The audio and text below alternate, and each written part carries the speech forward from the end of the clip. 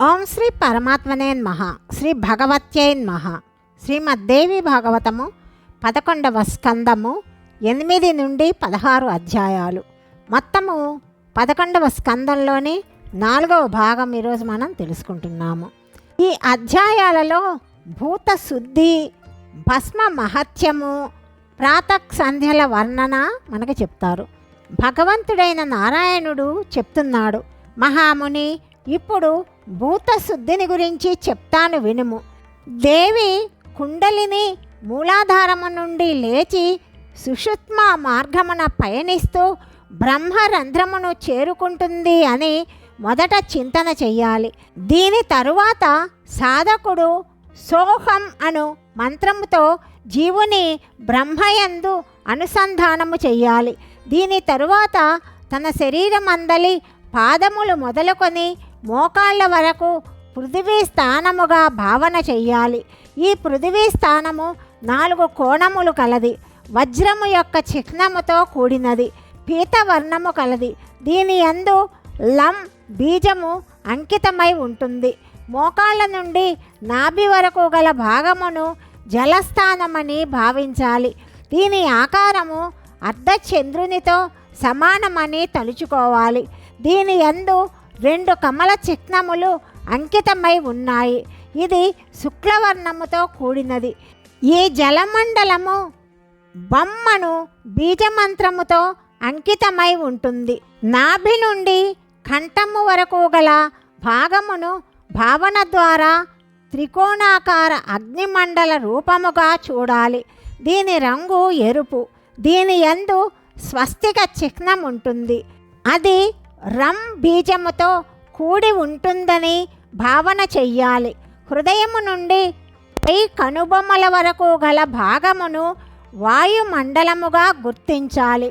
ఇది ధూమ్రవర్ణముతో విలసిల్లుతుంటుంది. కోణాకారము కలిగి ఉంటుంది. 6 బిందువులతో చిహ్నితమై ఉంటుంది. యమ్మను బీజముతో అంకితమై ఉన్నట్లుగా భావించాలి. కనుబొమ్మల మధ్య నుండి బ్రహ్మరంధ్రము వరకు ఉన్న భాగము ఆకాశ మండలము. ఇది గుండ్రని ఆకారము కలిగి ఉంటుంది. శ్వేతవర్ణము కలిగి పరమ మనోహరమై ఉంటుంది. దీని యందు హమ్మను బీజము అంకితమై ఉన్నట్లుగా ధ్యానించాలి. ఈ విధముగా చింతన చేసిన తరువాత ప్రతి భూతమును ఒకదాని యందొకటి లయము చెయ్యాలి. పృథివిని జలమునందు, జలమును అగ్నియందు, అగ్నిని వాయువునందు, వాయువును ఆకాశమునందు, ఆకాశమును అహంకారమునందు, అహంకారమును మహత్తత్వమునందు, మహత్తత్వమును ప్రకృతి యందు విలీనము చెయ్యాలి.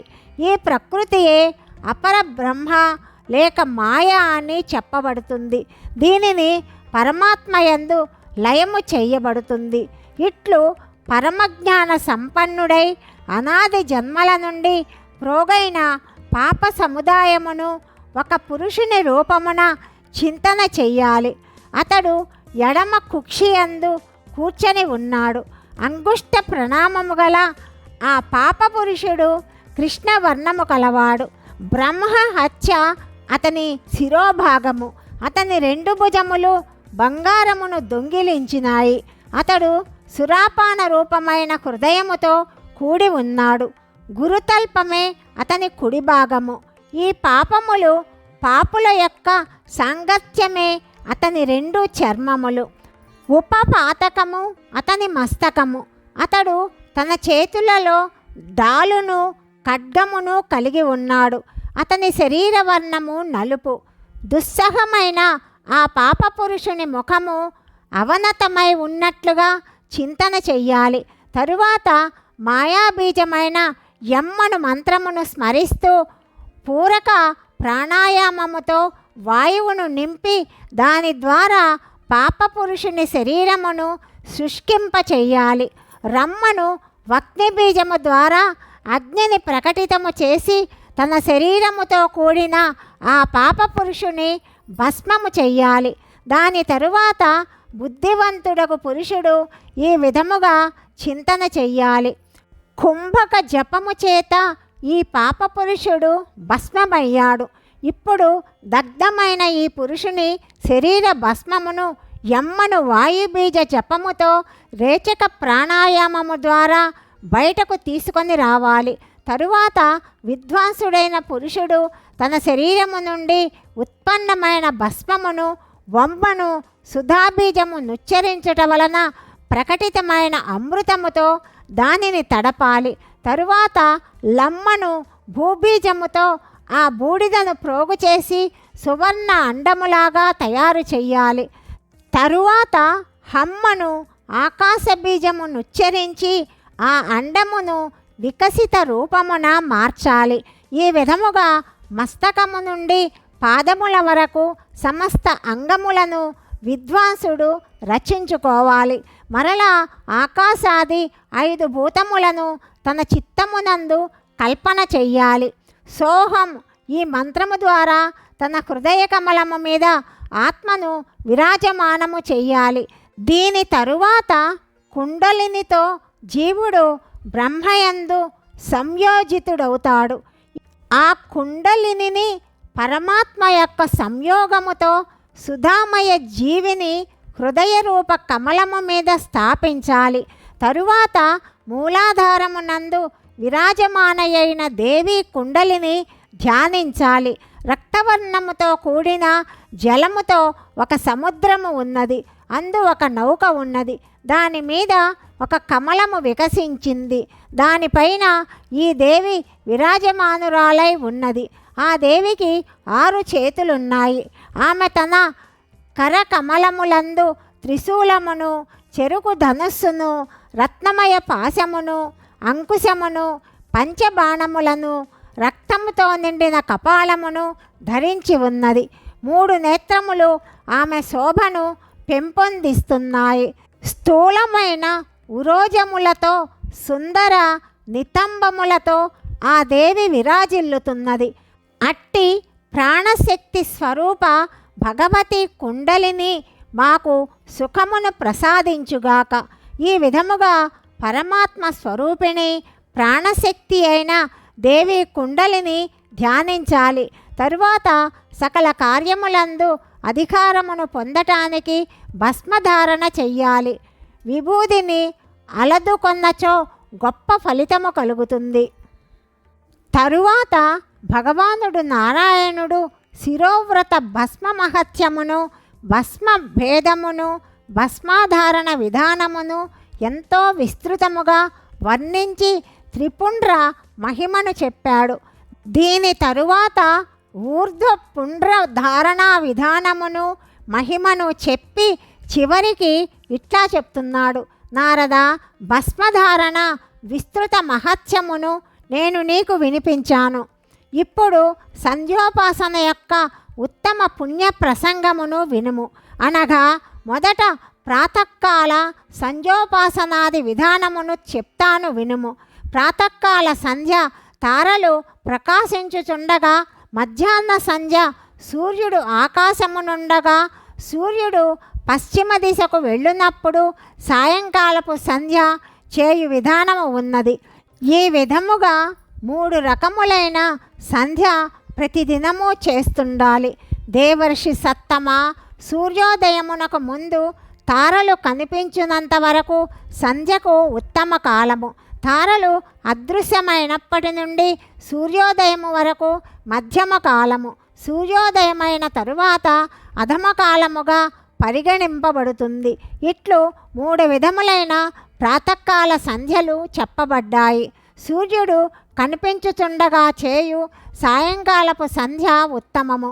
సూర్యాస్తమయము తరువాత తారలు ఉదయించటానికి ముందు చేయబడు సంధ్య నిమ్ర శ్రేణికి చెందినదిగా భావించబడుతుంది. సాయంకాలీన సంధ్య ఇట్లు 3 విధములుగా చెప్పబడింది. బ్రాహ్మణుడు ఒక వృక్షము, దాని మూలములు ఈ సంధ్యలు, వేదములు శాఖలు, ధార్మిక కృత్యములు ఆకులు. అందువలన యత్నపూర్వకముగా మూలములను రక్షింపాలి. మూలయే ఖండింపబడినచో వృక్షము కానీ శాఖలు ఉనికి కానీ ఉండదు. సంధ్యను గురించిన జ్ఞానము లేనివాడు సంధ్య చెయ్యడు. అట్టి ద్విజుడు శూద్రునితో సమానుడు. బ్రతికి ఉండి కూడా అతనిని మృతప్రాయునిగా తలచాలి. జన్మాంతరమునందు అతడు కుక్క అవుతాడు.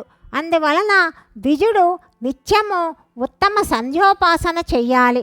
సంధ్యోపాసన లోపించినచో ఏ శుభకార్యమందున అతనికి అధికారం ఉండదు. సూర్యోదయము సూర్య అస్తమయముల సమయమున 3 గడియల వరకు సంధ్యోపాసన చెయ్యవచ్చు.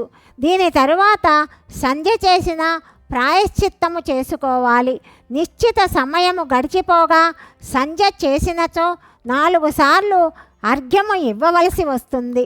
లేక సంధ్యోపాసనకు ముందు 108 సార్లు గాయత్రిని జపించి అప్పుడు సంధ్యోపాసన చెయ్యాలి. కొంతకాలము గడిచిపోయినచో ప్రాయశ్చిత్తార్ఘ్యముతో కలిపి 4 సార్లు అర్ఘ్యము ఇవ్వాలి. ఎక్కువ సమయము గడిచినచో 108 సార్లు గాయత్రిని జపించుట వలన ప్రాయశ్చిత్తము చేసుకొనినట్లని అభిప్రాయము. కర్మ చేయు సమయమున గాయత్రీదేవి అధీశ్వరి. అందువలన సంధ్యోపాసన తరువాతనే సమయోచితముగా కార్యమునందు ప్రవృత్తుడు కావాలి. గృహమునందు చేయబడు సంధ్య సాధారణము, గోశాలయందు చేయబడు సంధ్య మధ్యమమని, నదీ తీరమున చేయబడు సంధ్య ఉత్తమమని, దేవాలయమునందు చేయబడు సంధ్య ఉత్తమోత్తమమని చెప్పబడుతుంది. గాయత్రీ దేవిని ఉపాసించువాడు ఆ దేవి సమీపముననే సంధ్య చేసుకోవాలి. 3 కాలములయందు సంధ్య నియమపూర్వకముగా చేసినచో అనంత ఫలము లభిస్తుంది. బ్రాహ్మణులకు గాయత్రీదేవి తప్ప ఇతర దైవం ఎవరూ లేరు. బ్రాహ్మణులు విష్ణువును శివుని నిత్యము ఉపాసించినా కూడా మహాదేవి గాయత్రిని ఆరాధించిన దానితో సమానము కాగలదు. ఇది శృతివచనము. దేవి గాయత్రి ఉపాసన సకల వేదముల సారము. బ్రహ్మ మొదలగు దేవతలు కూడా సంధ్యాకాలమునందు ఈ గాయత్రిని ధ్యానించి జపిస్తారు. వేదముల ద్వారా ఈ దేవి యొక్క జపము నిత్యము జరుగుతూ ఉంటుంది. అందువలన ఈమె వేదోపాస్య అని పిలువబడుతుంది. దేవి గాయత్రి వేదములకు తల్లి, ఆదిశక్తి. అందువలన ఈ దేవిని ఉపాసించుట ఎంతో అవసరము. నారాయణుడు సంధ్యా విధాన క్రమమును నారదునితో చెప్పటము మనము ఇంకా తదుపరి భాగంలో తెలుసుకుందాం. సర్వం శ్రీకృష్ణార్పణమస్తు.